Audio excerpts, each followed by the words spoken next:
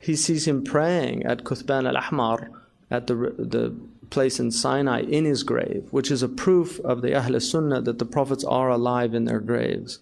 So people that say the prophet's dead, he died a physical death, but the prophets are not dead. None of the prophets are dead. The prophets are alive. The shuhada are alive. And then he met the other prophets. So if they were dead, how did he meet them? Because that's all Sahih Hadith. Like he met, first of all, he met them at the Bayt al-Maqdis, at the Masjid al-Aqsa.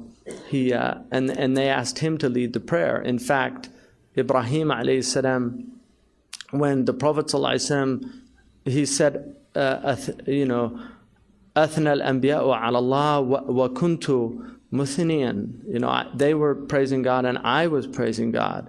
And one of the things that he said was, Alhamdulillah, Subhanaka, Ahmaduka, I'm praising you. And then he said, you made me a mercy to all the worlds.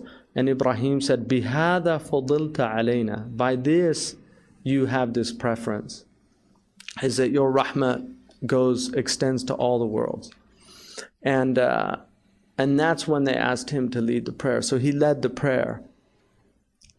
And his heart, according to one riwayah, was washed also again at that point. There's 3 riwayah that the heart was washed.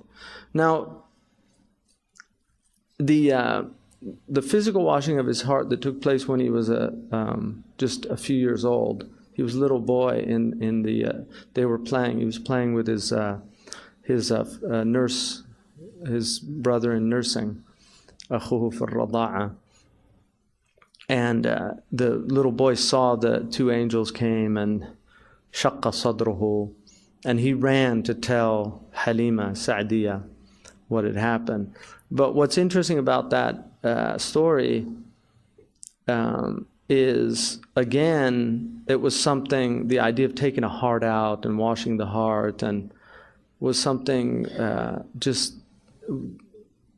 beyond imagination at that time. It's something that happens every day in our civilization. I mean, this is one of the things that سَنُرِيهِمْ آيَاتِنَا فِي الْآفَاقِ وَفِي أَنفُسِهِمْ حَتَّى يَتَبَيَّنَ لَهُمْ أَنَّهُ الْحَقِّ. We will continue to show them our signs until it becomes clear.